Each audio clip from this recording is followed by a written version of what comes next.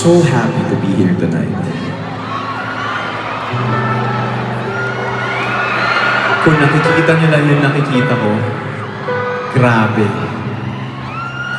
Sabi nga ni Chris sa akin nung isang araw, yung keyboardist natin, sabi niya, "Brother, nagkakatotoo na yung mga panaginip mo." Sabi ko, "Brad, hindi. Kasi kahit sa panaginip ko, wala to. Wala tong lahat ng to. Sobra-sobra na to." I'm a songwriter by heart talaga. So, pag nasusulat ako ng songs, pag nasulat ko na yung song ko, doon ako pinakamasaya. At tapos na yun, it ends there. But to be able to experience something like this is way beyond my imagination. So maraming salamat sa inyo lahat mga bituin for making my dreams. Ending na ba to?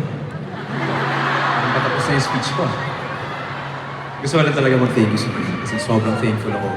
And naniniwala talaga ako na, lalo nung sinabi sa akin, ang weird lang na sa akin magaling, pero sinabi sa akin na ako raw yung first local male act para send out ng Araneta sa Look Amo.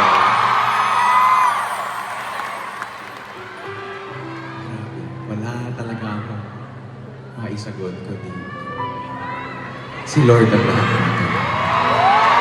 Siya talaga nagbigay ng lahat ng ito. Masyado pang maaga. Marami pa akong kanta.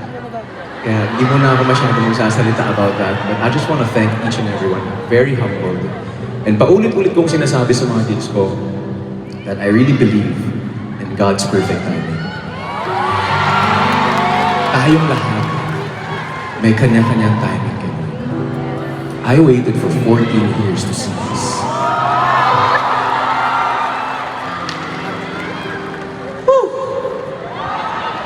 Bakit ba nandito yung spill na to aga-aga? Kaya ako'y naniniwala na hindi lang sa akin, hindi sa ating lahat, may kanya-kanya tayong timing sa buhay. Kung may pinagdadaanan ka ngayon at feeling mo, medyo dehado ka, darating at darating ang tamang timing para sa'yo. In Bisaya, we have a very special word for that.